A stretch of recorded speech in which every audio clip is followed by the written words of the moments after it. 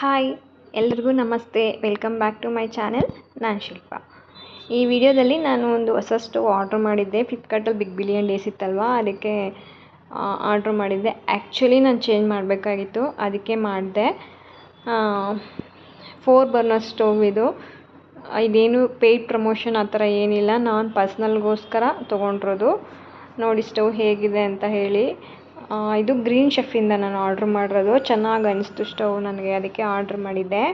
2 days back ನಾನು video ಒಂದು upload ಮಾಡಿದ್ದೆ. ಅದರಲ್ಲಿ 3 ಬರ್ನರ್ ಸ್ಟವ್ ಯೂಸ್ ಮಾಡಬಾರ್ದಾ ಅಂತ ನಾನು ಒಂದಷ್ಟು ರಿಸರ್ಚ್ ಮಾಡಿ ತಿಳ್ಕೊಂಡಿರೋದ್ರ ಪ್ರಕಾರ ಯೂಸ್ ಮಾಡ್ಬೋದಂತೆ, ಏನೂ ತಪ್ಪಿಲ್ಲ ಅಂತ ಗೊತ್ತಾಯಿತು.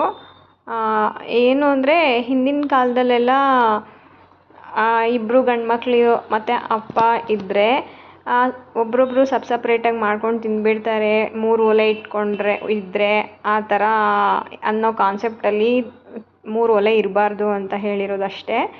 ಈಗ 3 ಬರ್ನರ್ ಸ್ಟವ್ ಯೂಸ್ ಮಾಡ್ಬೋದು, ಅದರಲ್ಲೇನು ಪ್ರಾಬ್ಲಮ್ ಇಲ್ಲ. ನನಗೆ ಗೊತ್ತಿರೋ ಪ್ರಕಾರ ಮಾಡ್ಬೋದು ಅಂತ ಹೇಳಿದರು. ಸೊ ಯಾರ ಮನೆಯಲ್ಲಾದರೂ ಯೂಸ್ ಮಾಡ್ತಿದ್ರೆ ಏನೂ ಪ್ರಾಬ್ಲಮ್ ಇಲ್ಲ, ನೋ ಪ್ರಾಬ್ಲಮ್, ಯೂಸ್ ಮಾಡ್ಬೋದು. ಅದರಲ್ಲೂ ತ್ರಿಮೂರ್ತಿಗಳು ಆ್ಯಂಡ್ ಮದುವೆ ಮಾಡುವಾಗ 3 ಗಂಟೆ ಹಾಕ್ತಾರೆ. ಇದೆಲ್ಲ 3 ಅಲ್ವಾ, ಒಂದು ಒಳ್ಳೆ ಪಾಸಿಟಿವ್ ಅಲ್ವಾ 3 ಅಂದರೆ. ಸೊ ಯೂಸ್ ಮಾಡ್ಬೋದಂತೆ, ಏನು ಪ್ರಾಬ್ಲಮ್ ಇಲ್ಲ, ನೋ ವರೀಸ್. ನನಗೆ ಬೇಕು ಅಂತ 4 ಬುಕ್ ಮಾಡಿಕೊಂಡೆ. ಚೆನ್ನಾಗಿದೆ, ರೇಟಿಂಗ್ಸು ಚೆನ್ನಾಗಿತ್ತು. ರೇಟಿಂಗ್ಸ್ ಎಲ್ಲ ನೋಡಿ ನಾನು ಆರ್ಡ್ರ್ ಮಾಡಿದ್ದು. ಚೆನ್ನಾಗಿ ಬಂದಿತ್ತು ಸ್ಟವ್ವು.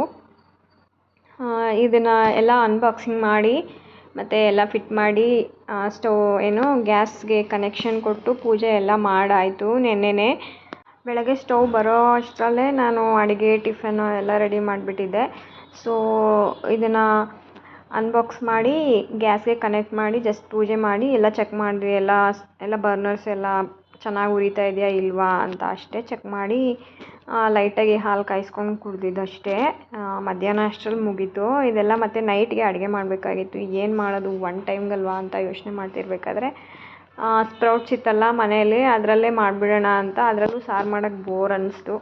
ಸೊ ಈಸಿಯಾಗಿ ಏನಾದರೂ ಮಾಡಬೇಕು ಅನ್ನಿಸ್ತು, ಅದಕ್ಕೆ ಈಸಿಯಾಗಿ ಮಾಡಿಬಿಡೋಣ ಅಂದ್ಕೊಂಡು ಸ್ಪ್ರೌಟ್ಸ್ನ ಇನ್ನೊಂದು ಸರಿ ಕ್ಲೀನ್ ಮಾಡಿಕೊಂಡು ಎಲ್ಲ ಮತ್ತು ವಾಶ್ ಮಾಡಿ ಅದನ್ನು ಕುಕ್ಕರ್ಗೆ ಹಾಕ್ಕೊಂಡು 1 ವಿಷಿಲ್ ತೊಗೊಂಡೆ. 1 ವಿಷಿಲ್ ತೊಗೊಂಡಾದ್ಮೇಲೆ 1 ವಿಷಿಲ್ ಸಾಕು, ಇಲ್ಲಾಂದರೆ ಬೆಂದೋಗ್ಬಿಟ್ಟೆಲ್ಲ ನುಣ್ಣಗಾಗ್ಬಿಡುತ್ತೆ.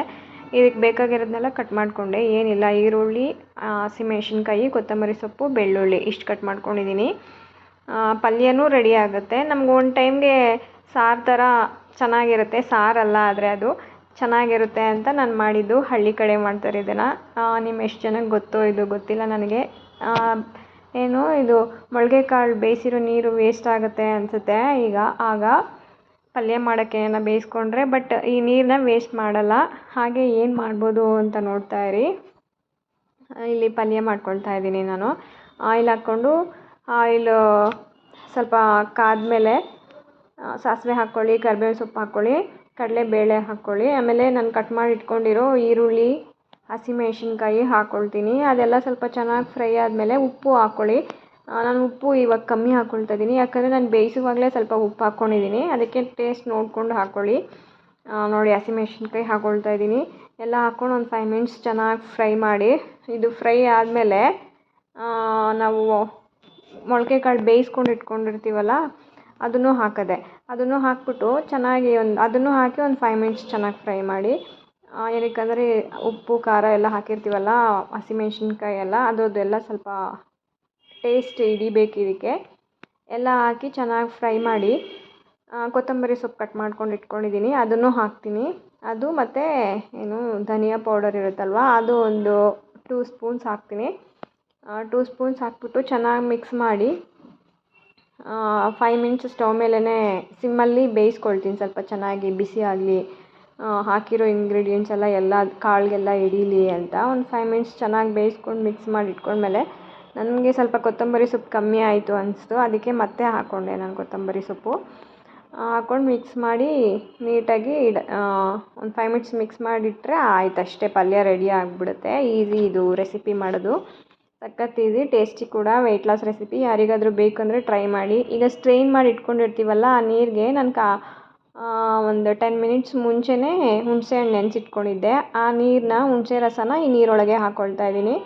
ಆ್ಯಂಡ್ ಇನ್ನೊಂದೇನೆಂದರೆ ಹಸಿಮೆಣ್ಸಿನ್ಕಾಯಿನೂ ಹಾಕ್ಕೊಂಡು ಚೆನ್ನಾಗಿ ಸ್ಕ್ವೀಸ್ ಮಾಡ್ಕೊಳ್ತೀನಿ ಎಲ್ಲ ಹುಣಸೆ ರಸನ ಮತ್ತು ಹಸಿಮೆಣ್ಸಿನ್ಕಾಯಿನ ಸ್ಕ್ವೀಸ್ ಮಾಡ್ಕೊಂಡಾದಮೇಲೆ ಹಸಿಮೆಣ್ಸಿನ್ಕಾಯಿ ಹೋಳನ್ನ ಸೈಡ್ಗೆ ಎತ್ತಿಟ್ಬಿಡ್ತೀನಿ. ಯಾಕಂದರೆ ಮಕ್ಕಳು ತಿಂತಾರಲ್ವ, ಹಸಿಮೆಣ್ಸಿನ್ಕಾಯಿ ಸಿಕ್ಕಿದ್ರೆ ಖಾರ ಆಗುತ್ತೆ ಅವ್ರಿಗೆ ಅಂತ ಸೈಡ್ ಎತ್ತಿಟ್ಕೊಂಡು, ಈಗ ಬೆಳ್ಳುಳ್ಳಿನ ಜಜ್ಜಿಟ್ಕೊಂಡಿದ್ದೆ, ಅದು ಹಸಿಮೆಣ್ಸಿನ್ಕಾಯಿ ಈರುಳ್ಳಿ, ಕೊತ್ತಂಬರಿ ಸೊಪ್ಪು ಎಲ್ಲ ಹಾಕ್ಬಿಟ್ಟು ಚೆನ್ನಾಗಿ ಸ್ಕ್ವೀಸ್ ಮಾಡ್ತೀನಿ. ಇವಾಗಲೇ ಸ್ವಲ್ಪ ಉಪ್ಪೇನಾದರೂ ಬೇಕು ಅಂದರೆ ಆ್ಯಡ್ ಮಾಡ್ಕೊಳ್ಳಿ.